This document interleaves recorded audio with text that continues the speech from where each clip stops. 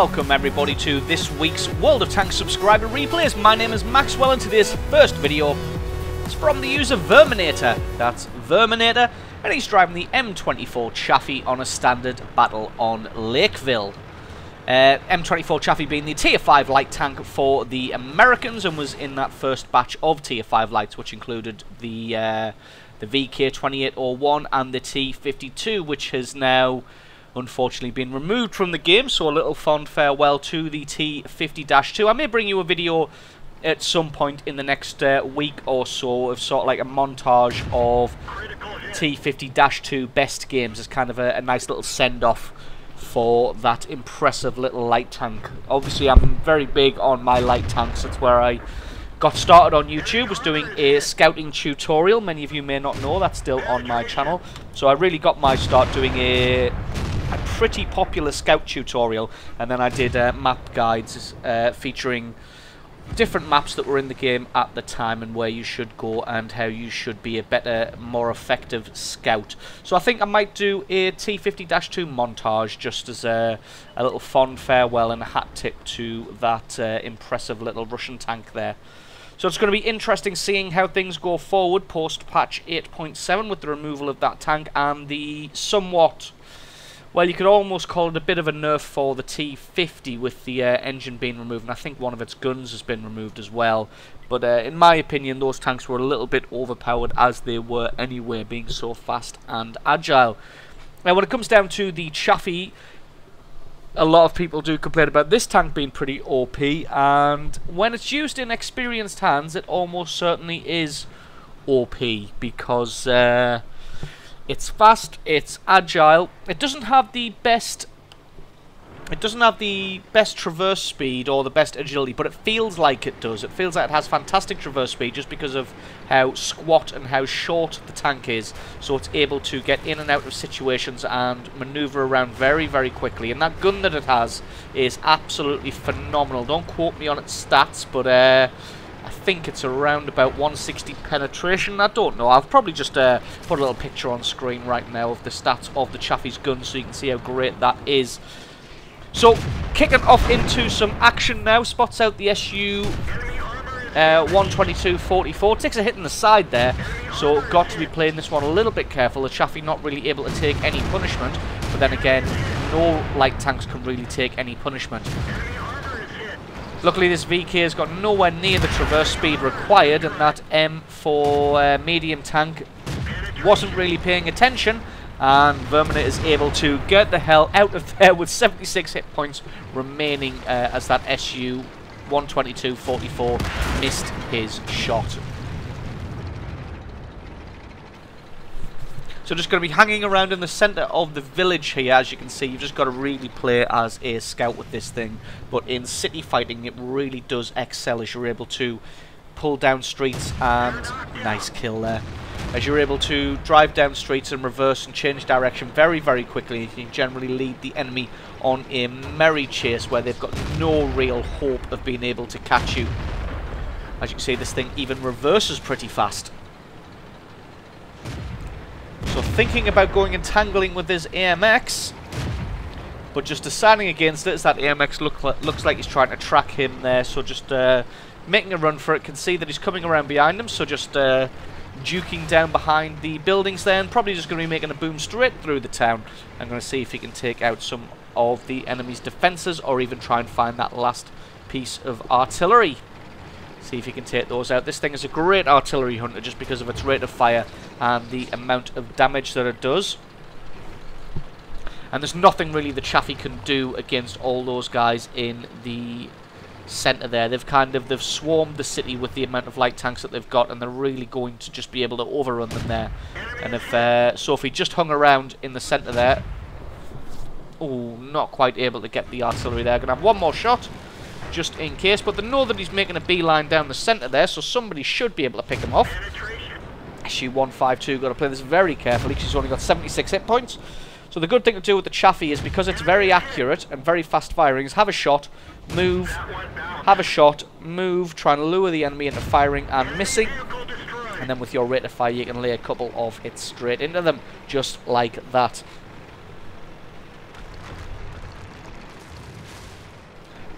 So there was nothing really that he could have done if he'd stuck around in the city there. All that would have happened was he would have gotten overrun and closed in on by all of the heavy tanks and the tank destroyer there. And they would have just got him in a pincer maneuver, and then it would have just been curtains, and he wouldn't have been able to help his team out anymore. But as it is, he's done a good job of getting through the city here. He found the artillery, although he was making a suicide run down the centre for some reason. But he did manage to find out one of the remaining tank destroyers and then take him on one-on-one, and was able to eliminate him. Finds an IS-6 here. He's going to have to play this pretty carefully, although, like I said before, with the speed and agility of the Chaffee, he should be able to just give the IS-6 the runaround until some reinforcements arrive. Unfortunately, it looks like that low off on the right-hand side is just playing it a little bit too careful. Luckily, that IS-6 looks like, I mean, I hate using this term, but it looks like he may very well just be a premium noob, as he had a clear shot on the Chaffee there and didn't take it. So, little bit of luck playing into his hands there, and then the Lord decides to finally move and come in and start firing at that IS-6, who's now looking in the other direction, so the Chaffee can just use his rate of fire and just pound his rear armour. As you can see, the gun not doing a fantastic amount of damage, only doing just over 100 per hit, per penetration, but the rate of fire means that he's got an excellent damage per minute, a good, really good DPM on this gun. And Verminator picking up the last kill of the match as he deserves. So absolutely brilliant replay there from Verminator in the M24 Chaffee. Probably my favourite light tank currently available. So excellent replay from you. Thank you for sending that one in. Stick around because there's more to come.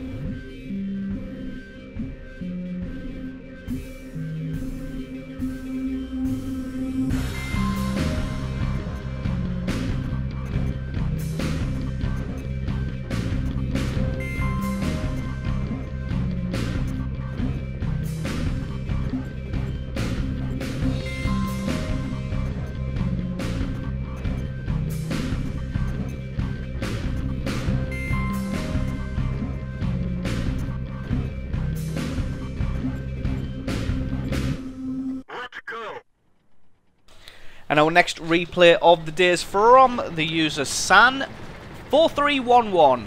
That's San4311. He's driving the T29 on an encounter battle on Himmelsdorf, and the T29 being the Tier 7 heavy tank for the Americans. Before we get too far into this replay, I just want to apologise for not mentioning the comment winner on the last replay, so the person who identified the thumbnail correctly.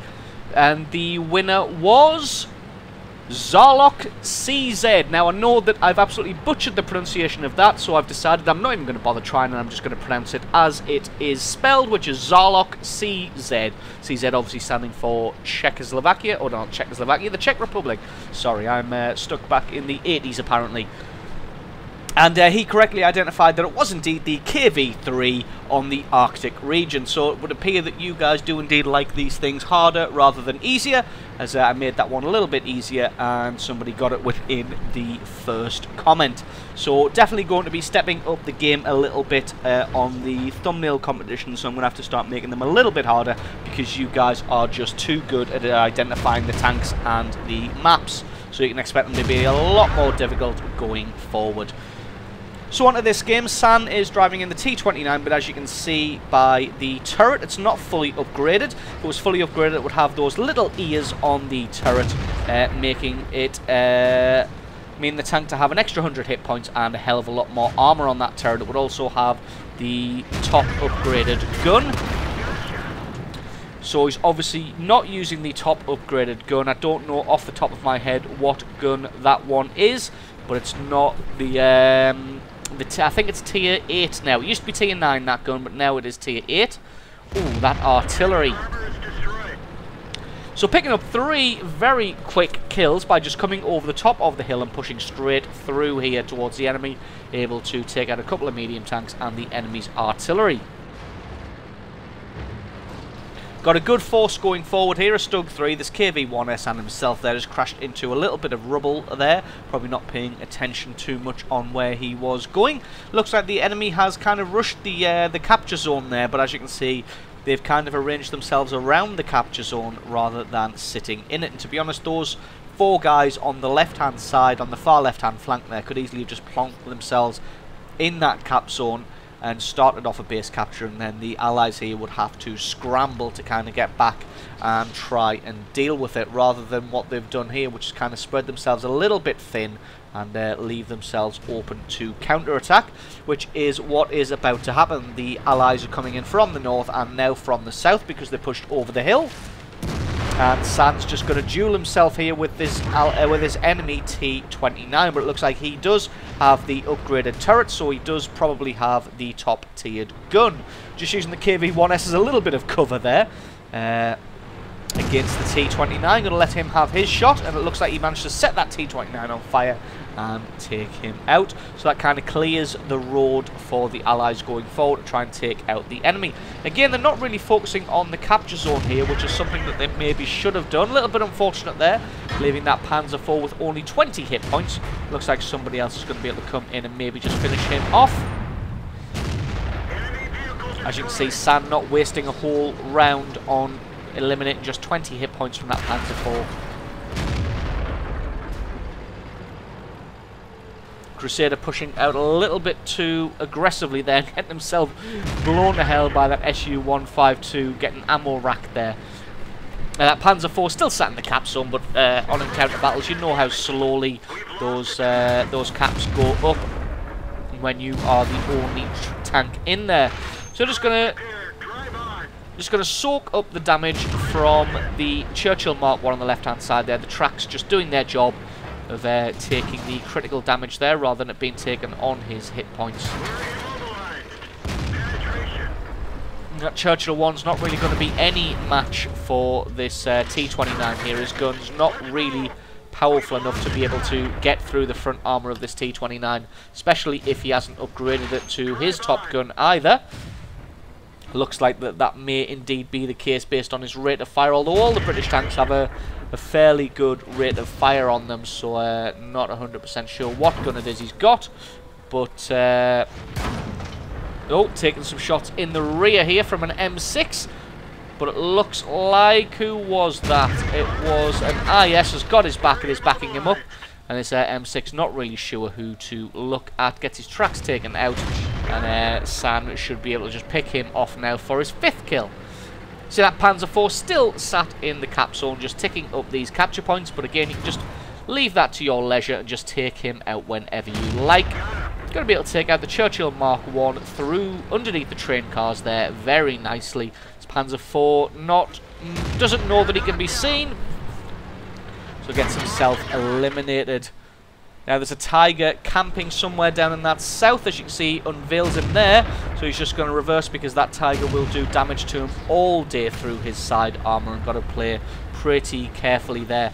That Su-152 having a shot, destroying the train cars, but to no avail. He's not able to get any damage on anybody, and San's able to pick him up for his 8th kill. So having a monster game so far with 8 kills in this maxed out T-29. Normally you see people driving around the T-29s, they've all got the upgraded turret and they've all got the top tiered gun, and that's normally when you see them achieving great things and doing very well for their team, but showing that the T-29 can be used very effectively even without all of its upgrades. So it's just going to be the IS and San and his T-29 to duel with this Tiger. If he can pick out his weak spots, should be able to take him out fairly quickly. But as you can see, the IS there didn't have his upgraded gun either, so he's going to have a hard time trying to penetrate the front armour of this Tiger. Sam just arranging himself so he can try to get some side scraping done, so that if the Tiger does decide to switch targets and shoot at him, then hopefully it should just ricochet on that steep angle from his side armour, which again is what the Tiger's trying to do. That shot just bouncing. It looks like the IS has switched to HE shells, as he's only doing 21 damage per hit. And then Sans able to pick off the Tiger, getting the last kill of the match and securing himself a massive 9 kills in the T29. So absolutely brilliant replay from you there. Thank you very much for sending that one in. And stick around, because as always, there's another one coming right up.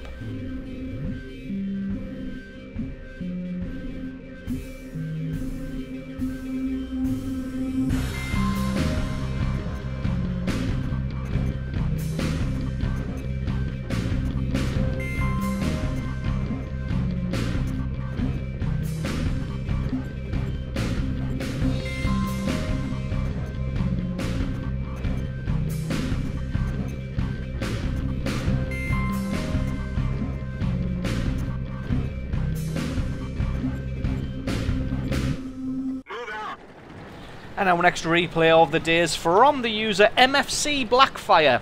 That's MFC Blackfire. He's driving T49 tank destroyer on a standard battle on Westfield. The T49 being the tier 5 tank destroyer for the Americans, the other one that leads onto that Hellcat.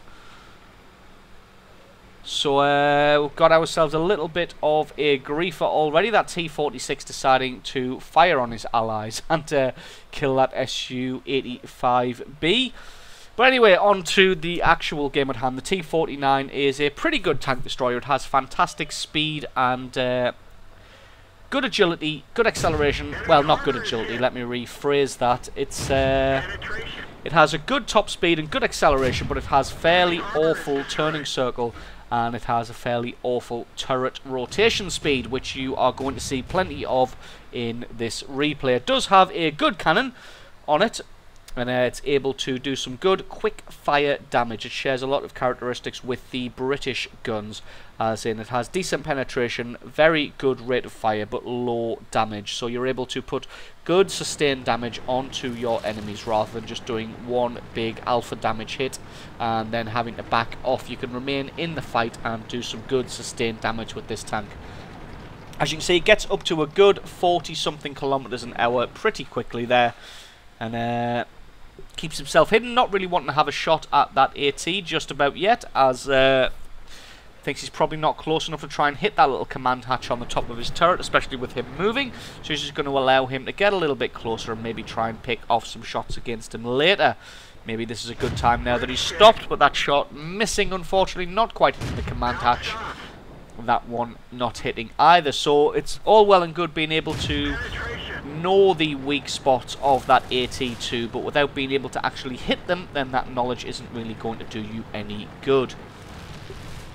So the game's not developing too well at the moment. As you can see, they are losing 4 kills to 0. Well, it says 0, but it's actually 1. But they were penalised for that -1 there from the T46 of FU. Obvious troll name there. So Blackfire just going to reposition himself back in these trees here and try and remain hidden while he tries to pick off the enemy. Going to be going for the softer target of this BDR here. I'm going to try and get him out of the fight first, even though he's turned his front armor onto target, which is smart on his part. He doesn't have the frontal armor to be able to withstand the penetration that the T49 is able to pump out. And this AT2 just going to stubbornly sit side on here and just take damage all day long from Blackfire. And there Blackfire finishes him off and picks up his 3rd kill now. So despite Blackfire having such a good game, the enemy is kind of marauding around at the moment and winning this one quite convincingly. Luckily the allies are able to stop that base capture. But it looked like that did distract everybody, and those 2 heavy tanks have kind of turned around, started heading back towards base now. And that's going to allow the enemy to get some shots onto their rear armor. And if they're not careful about that, may find themselves getting taken out fairly soon. Blackfire just getting spotted out by someone, so he's just going to fall back behind, use the terrain there as cover from anybody that may have been able to see him. So they've got a concentration of forces down in this valley, but nobody else up on the ridge here with Blackfire. So if there's anybody up here, he's probably going to have to deal with them himself. So he's decided to push on towards the little town in the centre here. As you can see, this thing has a very good top speed and good acceleration in a straight line. But like I said, its traverse speed and turret traverse speed aren't fantastic, so it's not able to pull sharp turns. It has quite a wide turning circle, and its turret, as you can see there, turns painfully slowly. Ooh, finds a second Marder 2 here. And kills a second Marder 2. Looks like the enemy's just kind of lining up for him here. Takes out that Marder and then takes out that D2, picking himself up another 2 quick kills there, closing the score back down to 10-9 there. And that was his 6th kill now of the match. So it's probably an opportunity now to go and try and find some of these campers who are hopefully going to be in this northern area, and maybe try and do some hunting and try and find out the enemy's artillery.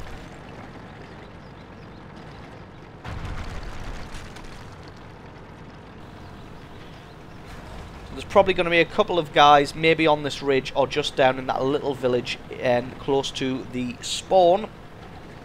It looks like they've got one of them who's AFK at the spawn zone, so this is just going to be a case of fire 2 shots, pick up a kill, as this guy is clearly AFK.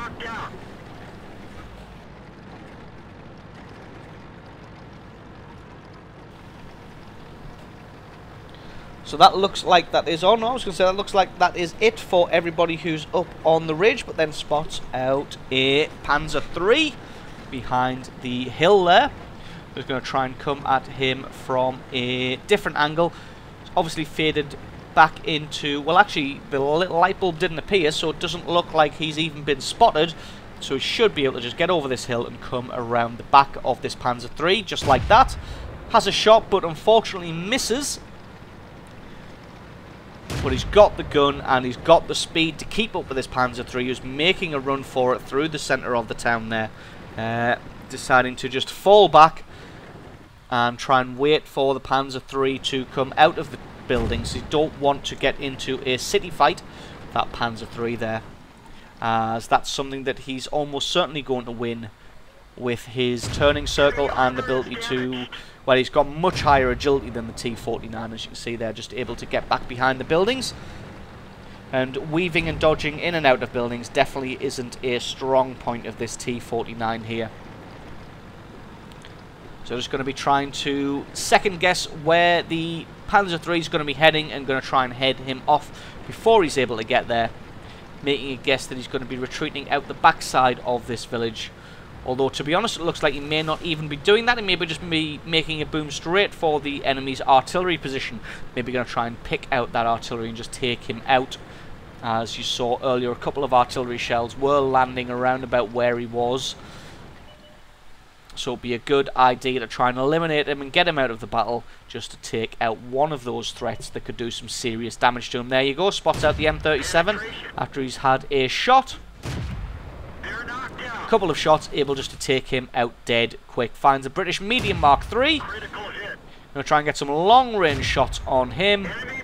Wow, able to take him out from a huge range there, picking up kill number 9.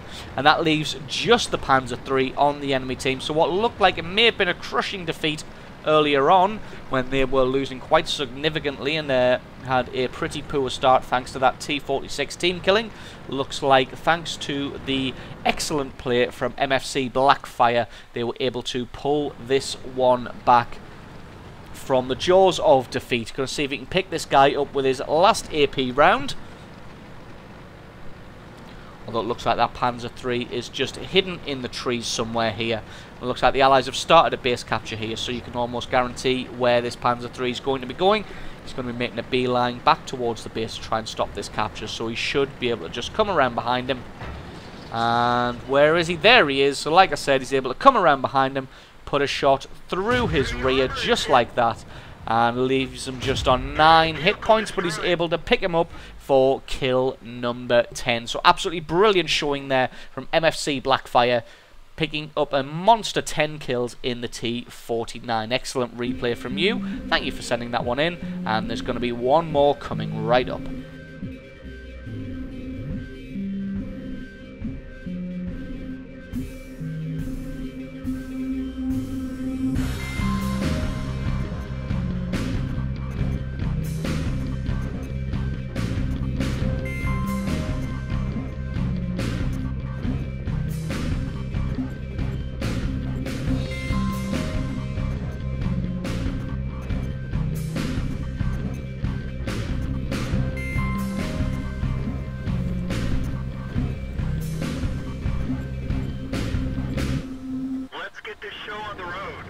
And our final replay is from the user Captain Spetsnaz. That's Captain Spetsnaz, and he's driving the T-43 on a standard battle on Ruinberg. T-43 being the Tier 7 medium tank for the Russians here, and he's platooned up with a couple of his friends in a Su-122-44 and a KV-1S. So they are going to prove to be a potent platoon if they are able to pull off some good teamwork here. Sorry about that, forgot how to speak for a minute. So most of the team heading off into that village area there. Captain Spetsnaz has taken a shot in the side from that Leopard. Luckily the Leopard not really able to get through that armour as he doesn't have that great a cannon. That ELC does, but the ELC has decided to run away and get into the village. Gets a good hit on this Leopard here, taking out his tracks, and for some reason in a light tank he doesn't have a repair kit. That should be something that you definitely want to stock. Captain Spetsnaz doing a clever little thing you may have noticed there, which was after killing the Leopard he jinked left ever so slightly as that ELC came around the corner to put the corpse of the Leopard between himself and the firing arc of that ELC, which forced the ELC to switch targets and fire at someone else rather than firing at him. So a nice little maneuver there. Might have been a little bit too quick, but I'm sure if you just skip back a few seconds you'll be able to see that one again. And just see the little maneuver that he pulled there just to protect himself from as much damage as possible. So we're going to be having a couple of shots at this Su-122-44. You've seen a replay of this thing before, so you know how powerful it is. It's got the same damage and penetration as the top gun from the KV-1S, but it has a ridiculously better rate of fire than the KV-1S's gun does. So if he plays smart, he's going to be able to wreak havoc on this flank here. But it looks like for some reason he's just deciding to push forward without really the support of his allies. So not really sure what he's wanting to do here. Exposing his side armour. Luckily Captain Spetsnaz not quite getting a shot on him. And although it looks like he's jinking back to the left. And he is able to get some damage through his side armour that time. Not sure what this Su-122-44 is hoping to achieve here, but that M7's able to ram him in the side. Wow. Words escape me.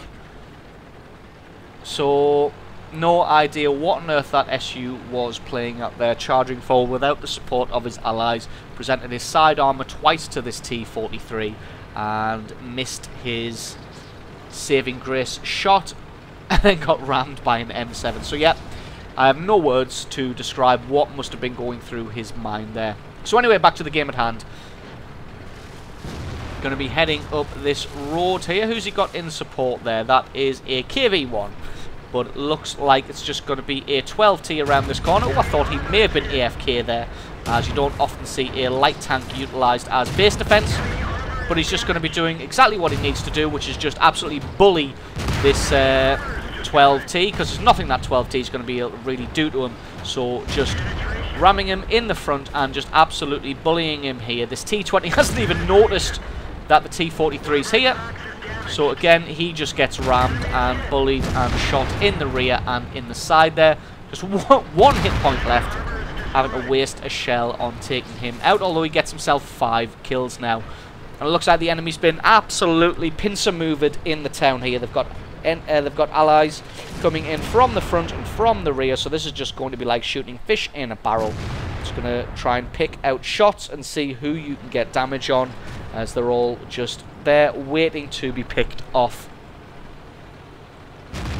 It's always nice when you're able to get the enemy into a pincer maneuver like this, because you can just come at them from all angles, and the kills, well, it's kind of a squabble and a fight over who gets the kills. Not even taking a shot there at that KV-1, possibly trying to hold it until he could guarantee that his round was going to go through there. Unfortunately holding it for just slightly too long, and it looks like his platoon mate there, the 122-44, picked up that kill. The M7 spotted the Hummel, but the Hummel was going to have none of his shenanigans. and just eliminates that M7 there. Captain Spetsnaz really wants to get the Hummel here so he can get his Top Gun medal. Gonna see if he's able to actually do this. Ooh, gets a 0 damage critical on the front of that Hummel there. A little bit unfortunate, but was able to take out his tracks, meaning that the Hummel wasn't able to get a shot back at him, and then he's able to finish him off, picking up kill number 6 and his Top Gun medal. So excellent replay there from Captain Spetsnaz in the T-43. So that's going to be it for today's show. I really hope you enjoyed this selection of replays. Don't forget, if you've got yourself a good replay, then please send it in to replay@screenreality.com. That's replay@screenreality.com. That link is in the description if you just want to copy paste it. If you enjoyed it, don't forget to leave me a like or favourite and stick a comment in the comment section below letting me know exactly what you thought. And don't forget to try and be the first to identify what tank and which map features in the thumbnail, and the person who gets the first correct answer for that one will win a shout out in the next video. So thanks very much for watching, everybody. I've been Maxwell, this has been World of Tanks, and I will catch you guys next time.